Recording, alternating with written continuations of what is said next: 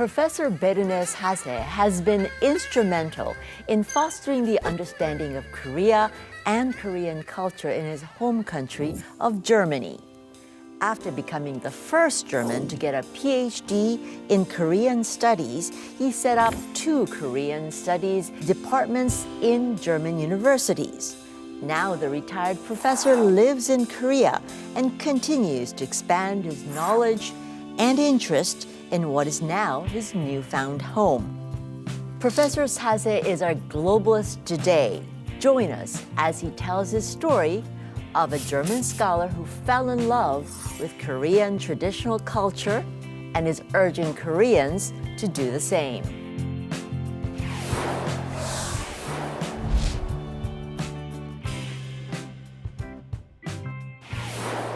Welcome to the Globalist, Professor. Thank you very much. Now, 2024 was quite a year for you. You got 2 major That's right. awards. How do you feel about that? Of course, I'm glad. I'm a little proud. I'm just glad that some people are realizing that what I'm doing is not all that bad. So I feel fine. Yeah. Thank you. But it's a recognition of the long-term dedication you made to Korea and Korean culture as a whole. Yes. It started in the 1960s. Yes. So you got your PhD in Korea back then, or was that your first time that you came to Korea? Well, I came to Korea in 1966, and I did not come as a scholar. I came as a young man who was willing to try and help the development of Korea, because Korea then was very poor. Yes. So I came to Korea very unprepared and did some development aid down in Cholanamdo. So this was only about 13 years after the Korean War. Right. So it was at the very start of Korea's development. After your young adventure in Korea, Yes. you decided to study Korea. What led you to do that? I came to Korea without any preparation. There was practically no book I could find in Germany before I came to Korea. And I saw so many things that I didn't understand. You know, there was a time when shamanism was the normal thing in country life. There was a little Buddhist, a little Confucianist stuff. And of course, the yearly cycle of the farmer's life was fascinating. So after 4 years, when my oldest daughter had to go to school, I went back to Germany. And then I thought, what am I going to do with those 4 years? Do I forget them? And I decided, no, I want to understand what I had seen. And there was no Korean studies then, right? I would have thought it was almost impossible to do Yeah. Korean studies in Germany at that time. I was very lucky. You know, we have a long tradition of Chinese studies and Japanese studies, more than 350 years. There was no Korean studies yet, but all my professors were very interested in Korea because, you know, you have China, you have Japan, and in the middle is a country which we don't know much about. So I studied sinology and I studied in the Japanese department. But my professors always made me, whatever I learned, try to find in Korea and try to find the difference. So what I did is I learned Korean studies through the eyes of methodology. The Chinese scholars would look at China the way the Japanese studies people would look at Japan. I had to adjust that to Korea. That must have been so challenging because Chinese studies, Japanese studies, people are already very well known. But to attract students to Korean studies must have been challenging. Well, it was sheer luck. I didn't study to have a job later. I studied because I was interested in getting to know what I had seen. And as it happens, the people around me were interested in Korean studies. And because I'm the first PhD in Korean studies, there was no other way. They made me a professor. Yeah. But setting up a department in Korean studies is another level entirely. Why did you think that was needed? It was needed because we want to know cultures with a long history. Korea has a role in East Asia. And when you do Chinese studies, you also must look at the same element of culture in surrounding cultures, in, say, Vietnam, in Korea, in Japan, and try to focus on the differences between the various interpretations of the same thing. And then you understand the core of it. And that's why everybody was interested in Korean studies. I have a lot of people who are not that academic who think that Korea or Korean culture is something in between Japanese and Chinese culture. And I want to look at Korea not as being between Japan and China, but as one way how in East Asia, culture in general has been understood. So I don't want to say, take an element from China, look at how they change it in Korea, and then look at how they change it in Japan. No. I want to look at the element itself. What is the interpretation the Chinese have done? What is the interpretation the Koreans have done? What is the interpretation the Japanese have done? And then come to the core of whatever I've been studying. That leads on into my other question for you, is that you translate traditional Korean literature into English, German? Yeah, both. Both? And that must be a central part of what you try to do. Very much so. The reason is simply because the Koreans themselves, I'm sorry to say, are neglecting it. Yeah. Everybody knows Hangul now in the world. Everybody has heard the name Sejong. Sejong, King Sejong.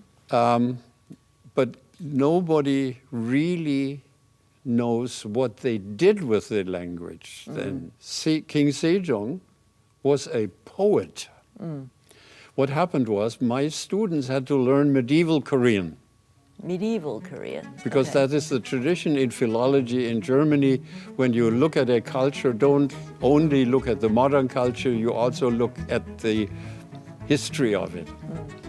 The Wolin Cheongangjigok, which is the life of Buddha, presented by King Sejong, is in beautiful, lively language. Really? So I used that to make a textbook for my students to learn Middle Korean. And then after some time I realized, wait a moment, I have practically translated book number 1, why don't I publish it? And that's what I did. And the title is? Title in German is The Life of Buddha, presented by King Sejong. What comes out of this literature and this writing by King Sejong? Well, the thing is, the modern Korea is very well known now because of K-pop, because of the movies, and so the literature prize now. What people outside of Korea don't know that there is a long history of literature behind it. I mean, the oldest literature we know is 6th, 7th century, the Hyanga. And the picture of a culture nation, which we have in mind outside of Korea, is a culture with a long history. And that presenting that is an important part of Korean studies abroad. Make clear that Korea is not a modern thing with no history, suddenly become rich and therefore influential. No. There's a long history behind it. And one example is in literature, the life of Buddha presented by King Sejong. You've touched on a very important part of Korean culture that people outside of Korea don't realize. but also people in Korea don't realize as well. That's why I'm doing Yeah, it. that's why you're doing it. Sijo, is that also a part of it? I love Sijo. I mean, but we only started it in high school as a Korean. Yes. And then we stopped. I once gave a summer school for some years in Wede, in the University of Foreign Languages. And in the summer school, there were Korean students and foreign students together. And I taught Sijo, the short poem form particular to Korea. Yes. Right? At the end of the program, there's an evaluation of the teachers, of course. And one student wrote something that I really loved. She wrote, I knew every poem that you introduced in class, but now I love them, thank you. What I mean is, you learn Sijo, but you learn it to pass the examination. It has nothing to do with your heart. The Koreans themselves don't really love their Sijo, most of them, so they don't introduce them abroad. Only in academic circles, Sijo is known. What is an essence of the Korean Sijo that makes it unique, different from other forms of It is the form, which is you have one subject, and then you have either an explanation of the subject or a contra-subject. And then comes a twist, and then comes a solution. And the solution very often is very humorous. This almost sonnet-like structure Now it in a comes back to very me. short form. Yes, very short. And that's the point. And you're right. It's actually really funny, and easy to memorize and easy to tell, and easy to write. Actually, Yeah, sure. Anyone can do it. Of course, everyone should. Should be doing it. Smile. Game. game. Game start.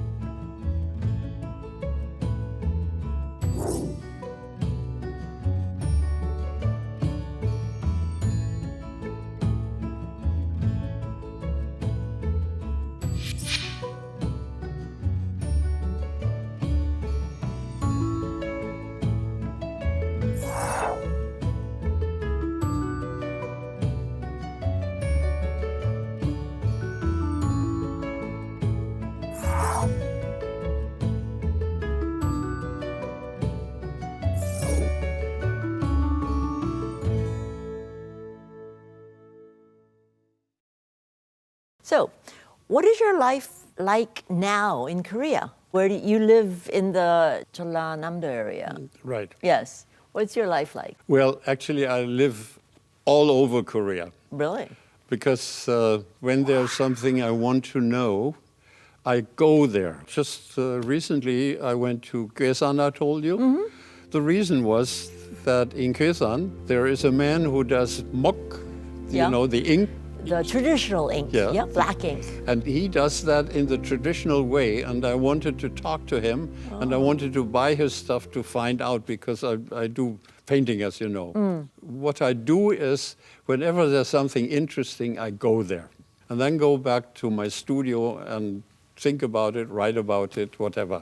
That's a really interesting life. It is, yes. to be able to get curious about something, to be able to go there, to know about it, learn about it, and then write about it. I mean, you write articles, but you also write books, right? Yes. You've written, how many books have you written after you've 7 or something? But, since retirement, only 2. My last book, which I translated into English, is a book about the yearly cycle in the farmland. What kind of festivals do they have? What kind of rituals do they have? The special food, special alcohol, special whatever. And that took 8 years because there was so much research to be done. Now, for 8 years, I did not publish anything. What is the title of this fascinating book, that 8 years of labor? 동국세시기, the yearly cycle of farmer's life. There's many elements in Korean life which have a philosophical background. This needs to be explained in a simple way. So anybody who is not a scholar can still understand it. Take the 60-year cycle. There's a lot of philosophy behind it. In this book, of course, the 60-year cycle plays an important role. So I have to explain that. Where does it come from and what was traditionally the function of this? And this is what I did, and that took 8 years. The one thing which is important about this book is it is a scholarly translation, full stop. All the footnotes are scholarly habits, footnotes. But it's also, I hope, a book that people who are not in Korean studies, but who are interested in Korean culture, who come to Korea, live here and see things and want to know about it, they must be able to use it as a reference book. So what I did is I added copious indexes. You can take the book and look at, okay, I'm going to Kyesan. What is going on in Kyesan? There is an index for it. You eat patchuk, you know, the bean, the red bean. Look in my book and you find out what it has been used for as a ritual once a year. And here we have an important point of my work, and what I hope many people will also do is you have an element of traditional culture which had a certain function in the agricultural pre-modern society. Now, these days, many people try to reconnect with their culture after 2 generations of rapid development. So here we have people who live in the 16th floor somewhere looking at agricultural culture. They don't understand, and they don't need most of it, but they take the element into their life and make it a new thing. I once went to the Gwangju Museum, and the parking lot was empty.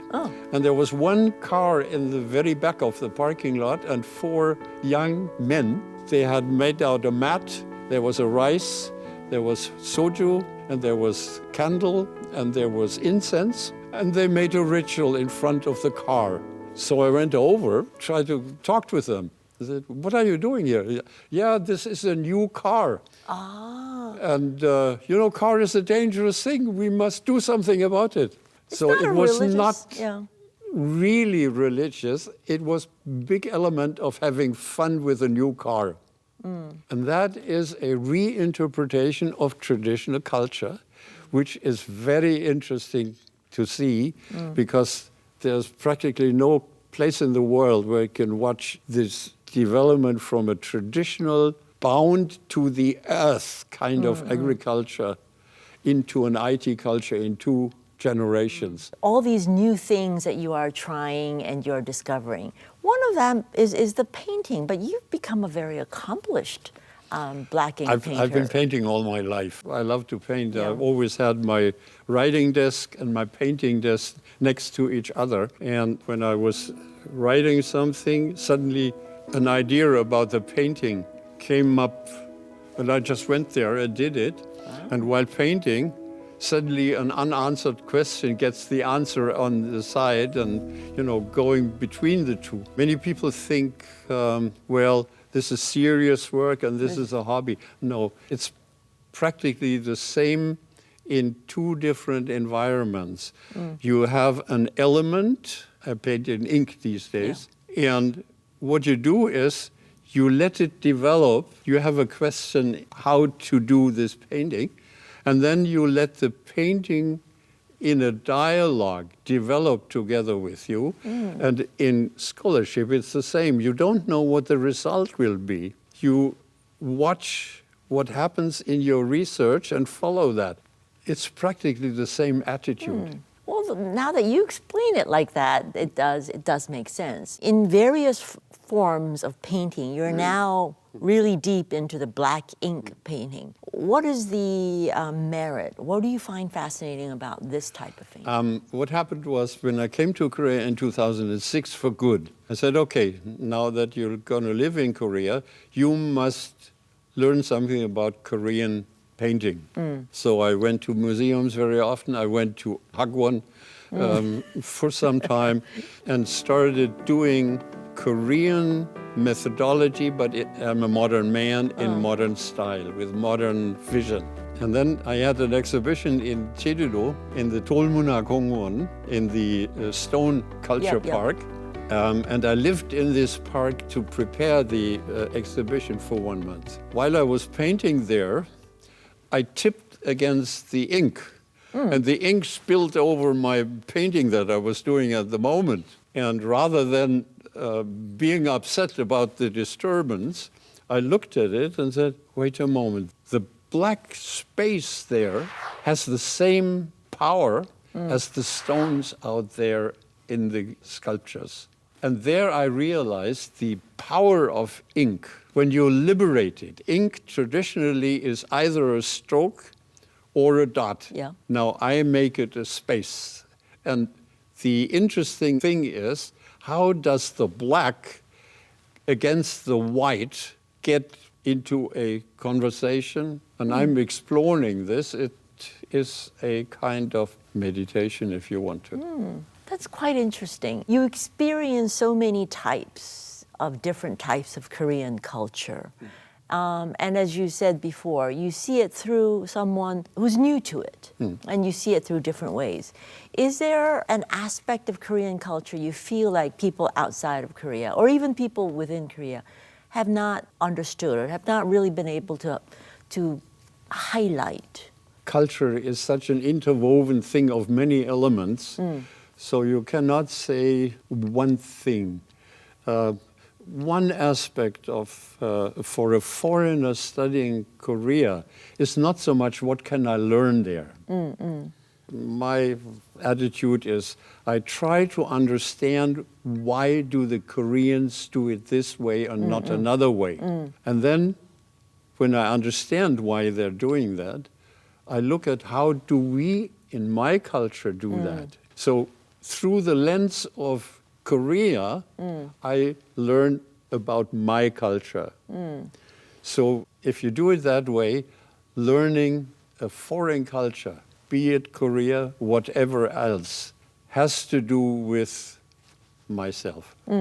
From your perspective, I'm also curious to see there's other aspects of Korean culture that should be much more spotlighted. The way how Korean culture has been able to absorb foreign elements and make it their own in all aspects. Korean democracy is different from American democracy. Korean pizza certainly is different from American or from the pizza that I like, the Italian one. Yeah. Power of the culture to absorb foreign elements is extremely strong. Take America, you have patches of Spanish culture, you have Chinese culture, you have Korean culture. Here in Korea, you have one culture with a little element from outside. True. And this is very strong. Yeah. I call it resilience in some ways, because if you go deep into resilience, it means that you embrace, you don't spit out another culture. Right. One part of Korean culture is singling out elements. Like I very often get the question, do you like Korean food? Yes, I do. What is your favorite? Wait a moment, today this, tomorrow that, depending on the weather, depending on my mood, depending on who I'm with. This is an impossible question. And it depends on what you define Korean food to be. Right, exactly. And therefore, the question, what is the gist? What can you tell foreigners? Not one thing, you have to look and emerge, and then you will find out what is good for you, because that's different from what is good for me.